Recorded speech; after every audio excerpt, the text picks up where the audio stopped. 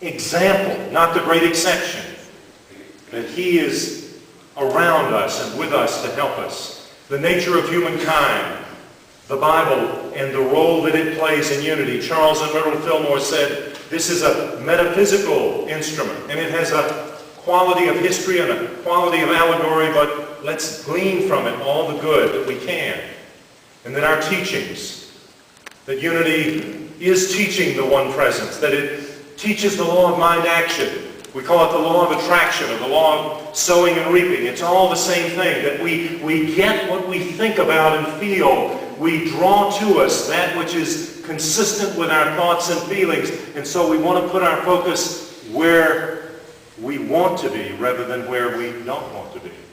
As a church, a beautiful practical idea, seeing our church. We don't have to fill in all the blanks. We don't even have to see who's up here on the stage. We just feel ourselves in the audience, feeling inspired and fed and loved and lifted up and connected. Feel others experiencing that as they are part of this spiritual community. Prayer and meditation. And the next slide is the one I wanted us to get most of our focus on. This one is the one that turns me on. It talks about our love for our youth. And it shows us the perfect meditative pose for this season within our church and within our lives. Let's try it. You'll close your eyes. You got the picture. If you want to make the position with your hands, that's great. Thumb and index finger connected, turned up. But the biggest thing is that smile. See, I didn't get the in the first service. Feels good. I like the sound with it. Now, that place, I challenge you to sit in that pose and not feel connected with Spirit. Because that is, if God had a body, and God expresses through our bodies, we know that body would be smiling. And that beautiful young man, that beautiful child reminds us of our true nature. It may even be the one that would go out and buy a turkey 2 days after Thanksgiving with no dinner guest. No. But whatever it is, and the wisdom that I shared a few weeks back of this Balinese, this 8th or 9th generation Balinese holy man was involve your liver with a smile, because that's where the cleansing and processing of thoughts takes place. Involve that. So there we have it. When you're ready, just open your eyes.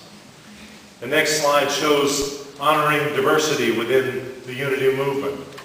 A beautiful demonstration of that experience here. And finally, our statement for peace, which I'd like to share with you by way of closing. Unity stands for peace in the presence of conflict, for love in the presence of hatred, for forgiveness in the presence of injury. Unity honors the many names for God, the many paths to God, the many ways to worship God. For there is only one presence and one power of God. And that God loves each of us equally. Don't you just love that about unity? It loves each of us equally. And that love is not thinned out as it's spread around. It is complete and powerful with each of us. It is therefore the position of unity to urge all nations, their leaders, and their people to turn to God by whatever the name of guidance or for guidance during these challenging times, and to pursue peace, not war. For this is what honors the God of all our faith traditions. Unity stands for peace in our lifetime. And the final piece is the vision and mission of the Association of Unity Churches International and our core values. That we are open to being Spirit-led. That we are dedicated to living our lives in integrity with diversity. That we are willing to be transformers and transformed. And finally, that we're living in the infinite flow of God's divine good. And as wonderful Ellen reminded us in the first service, on the back, and everybody's encouraged to pick up one of these before you leave, on the back is information about our church, so that if you give it to a friend or whatever, they can say, wow, here's where I go to find out more. Well, let's close with a prayer.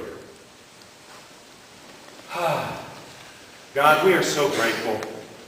We are so grateful that in the words of that beautiful song that Sean and the rest of the music team sang, that you are here, that you're always here.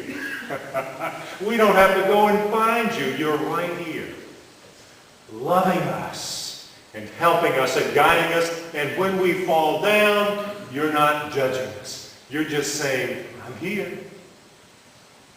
We open ourselves to the simplicity and the power of that idea.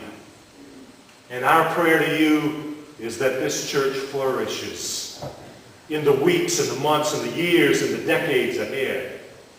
Flourishes not because of any particular thing except our willingness to find love and live from it. And so it is.